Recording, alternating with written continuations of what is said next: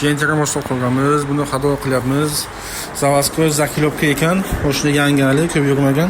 Bu Zavazkoy zakilovkani chiqarishni oson yo'lini sizlarga ko'rsataman. Mana bunday shariy kerak bizlarga. Pachinnikniki. Ko'pchilar biladi. Hozir buni ustiga qo'yib tayyorlaganman. Pachimni qo'yamiz. Mana teshigiga o'zi teshigi bo'ladi. Teshigiga pachimni qo'yib, tagiga bitta galovka qo'yamiz. Press bilan bosib, faqat bunga press kerak. Press bilan bosib video davomini ko'rsataman hozir. Chiqaramiz buni.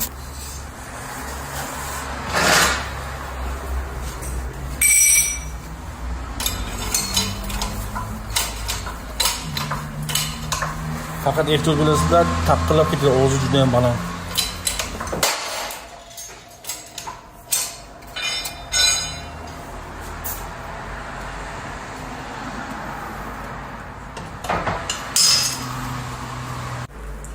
Press bilan bosib bo'lgandan keyin bir olamiz.